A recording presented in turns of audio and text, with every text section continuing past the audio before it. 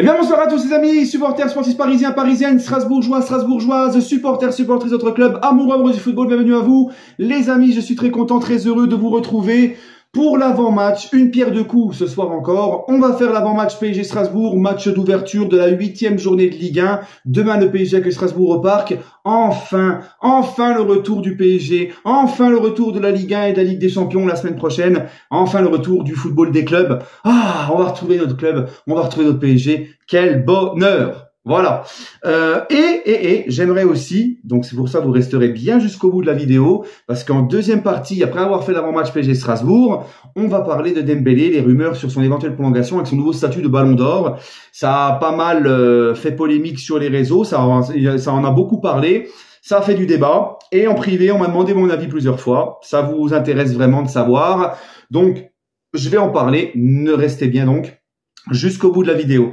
Donc les amis, c'est simple. Bon bah là vous m'excuserez, j'ai même pas eu le temps c'est même pas que j'ai pas trouvé, j'ai même pas eu le temps de chercher, j'ai même pas cherché de supporter de Strasbourg pour l'avis du supporter adverse, donc il n'y en aura pas. Donc là on va présenter Strasbourg. Strasbourg fait partie de ces trois équipes qui sont juste derrière le PSG à 1 point du PSG. Strasbourg est troisième avec 15 points à 1 point du PSG. Il y a Strasbourg, Marseille et Lyon qui sont donc juste derrière le PSG avec le même point, 15 points à 1 point du PSG. 7 matchs joués, 5 victoires, 0 match nul, 2 défaites pour Strasbourg.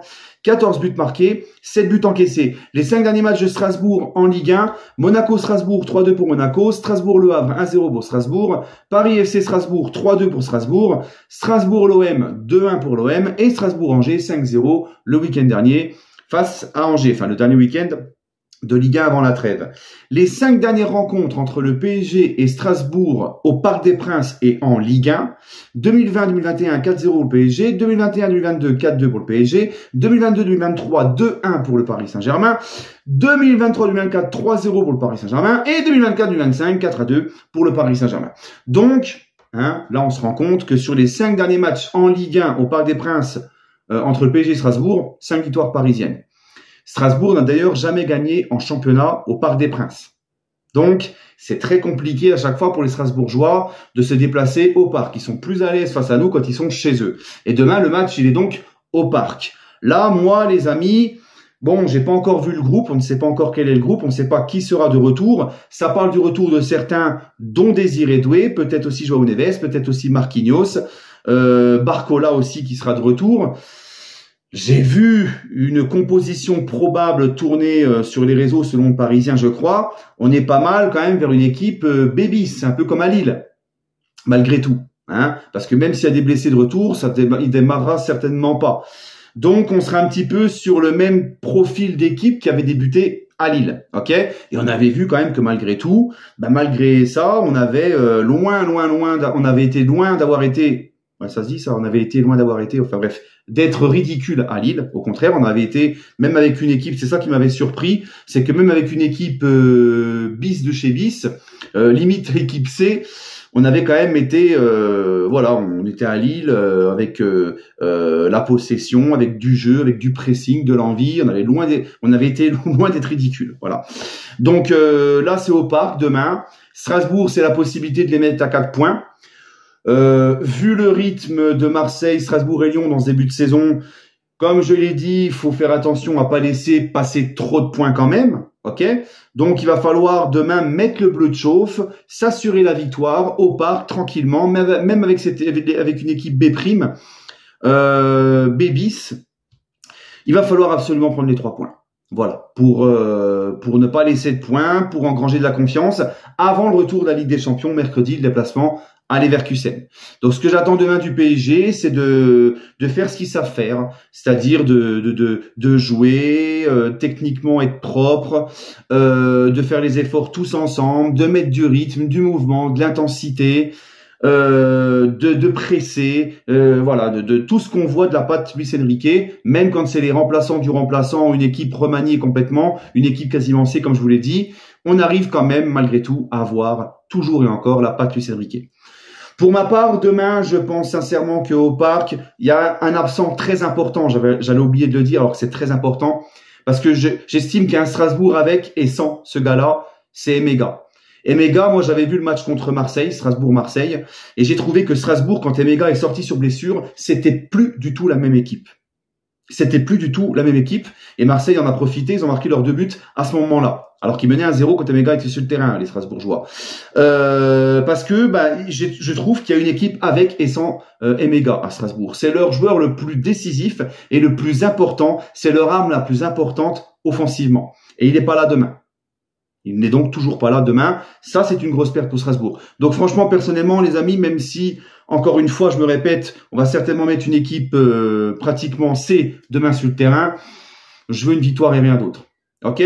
Pour ma part, je vois le PSG s'imposer à les 2-0 face à Strasbourg. Voilà les amis, maintenant Ousmane Dembélé pour cette deuxième partie de vidéo. Donc mon avis sur Ousmane Dembélé, tout simplement déjà les amis, je suis surpris d'entendre parler de prolongation de contrat. Parce qu'on parle d'un joueur qui a encore 3 ans de contrat. C'est pas comme s'il était en fin de contrat à la fin de saison. On parle d'un joueur qui a encore 3 ans de contrat et qui, à la fin de son contrat, aura déjà 31 ans. Donc, je comprends pas qu'on puisse parler de prolongation de contrat à ce moment-là. Et comme je vous l'avais dit, quand il a gagné le Ballon d'Or, quand j'ai fait ma vidéo, maintenant qu'Ousmane a ce nouveau statut de Ballon d'Or, qu'il a gagné son Ballon d'Or amplement mérité, je vous avais dit, il faut maintenant qu'il confirme ce qui lui a permis d'être Ballon d'Or. C'est-à-dire, il doit confirmer le niveau qu'il a eu, ce qu'il a fait du mois de décembre au mois de juin la saison dernière. Parce que, en fait, pour moi, Ousmane, c'est comme Donnarumma. Donnarumma qui a été élu meilleur gardien de l'année, il a remporté le trophée Yachine. Donnarumma, rappelez-vous ce qu'on disait il y a 1 an. Pile poil, jour pour jour, qu'est-ce qu'on disait il y a 1 an, même jusqu'au match aller contre Liverpool en février. Rappelez-vous ce qu'on disait sur Donnarumma. On disait le mec n'est pas décisif dans les grands matchs, le mec enchaîne les boulettes, le mec anticipe mal les sorties, le mec fait n'importe quoi, il nous rassure pas et il n'est pas décisif dans les grands matchs. Et ensuite Donnarumma, il a fait 4 mois extraordinaires et il a été important pour la Ligue des Champions, il a été stratosphérique. Et Ousmane, c'est pareil. Ballon d'Or, certes, encore une fois, amplement mérité et je suis très heureux pour lui. Mais Ousmane, maintenant, il y a 1 an en arrière, qu'est-ce qu'on disait sur Ousmane? Il est maladroit devant les cages, il a les pieds carrés, on s'arrachait tous le peu de cheveux qui nous restait pour ma part. Oui, moi je suis mort dans le film. Hein. Moi je fais boule à zéro, je me casse plus la tête. Moi je suis mort dans le film, j'ai baissé les armes. Hein. Calvas répare, Calvas remplace. Tu vois, non, c'est terminé. Donc voilà. Donc Ousmane, c'est pareil. Et au même titre que Donnarumma, il n'y a rien qui nous prouve que Ousmane va réitérer ce qu'il a fait sur les derniers mois où il a été extraordinaire.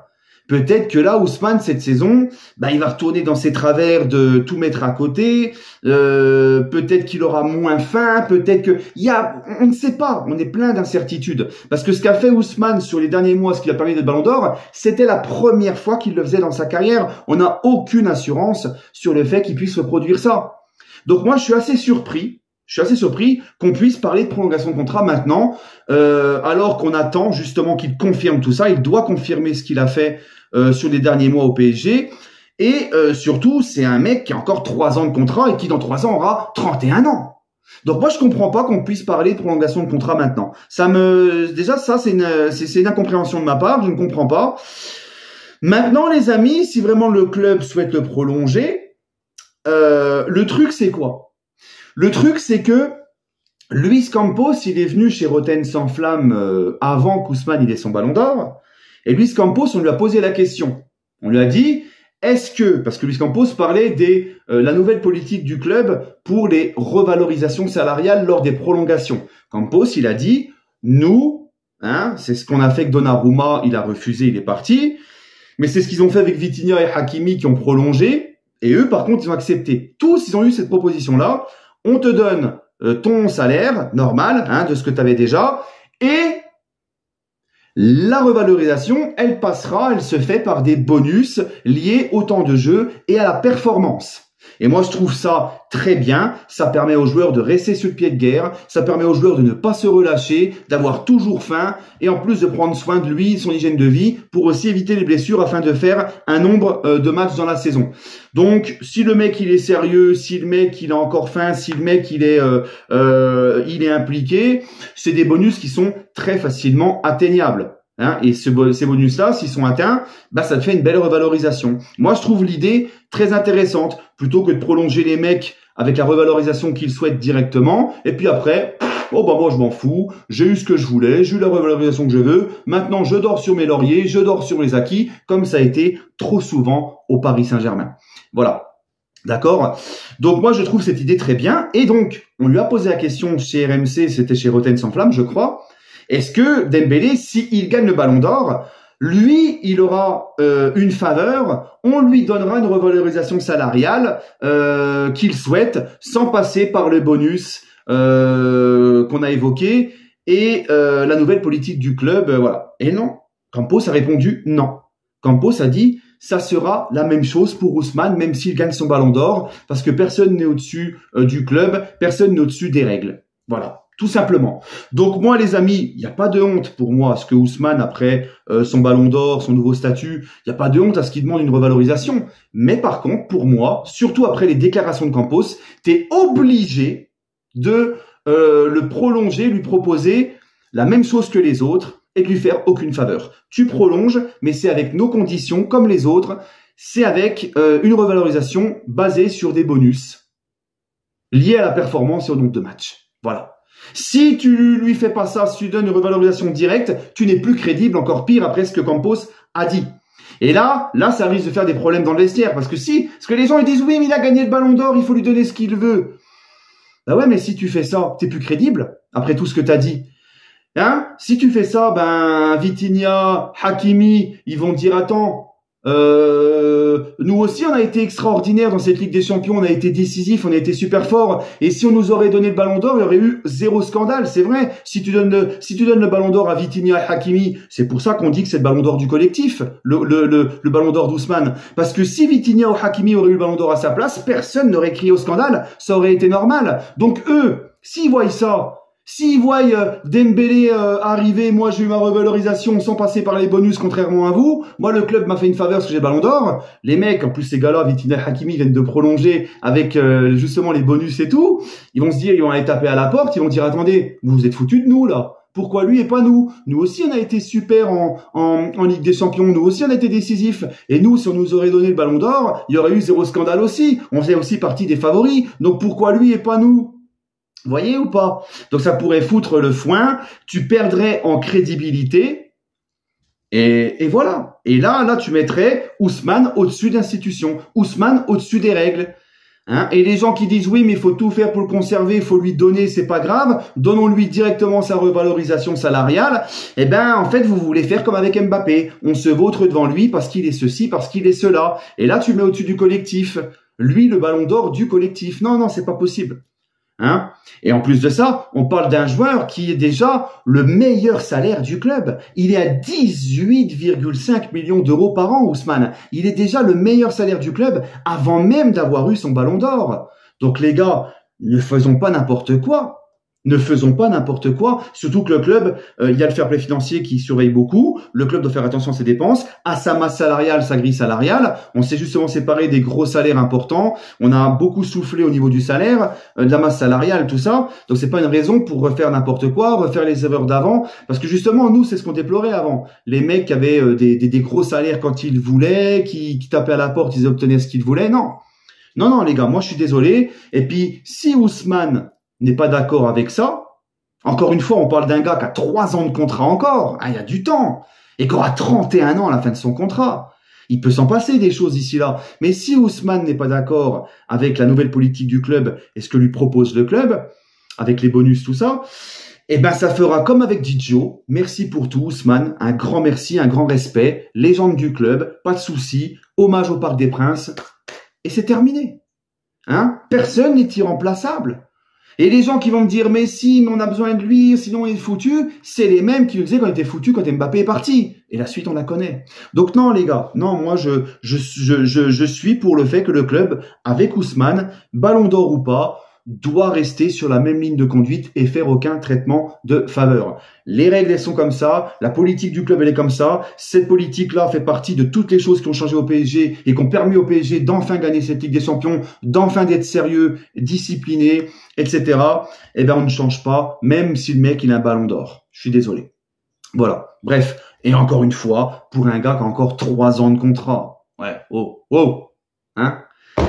Bref, les amis, bah écoutez, j'espère que j'ai été assez clair. En tout cas, prenez soin de vous. Et toujours encore, allez Paris, donnez-moi votre prono et votre avis en commentaire sur Ousmane, sur le match, tout ça. Et on se retrouvera demain pour un débrief à chaud en espérant une belle victoire. Prenez soin de vous et allez Paris.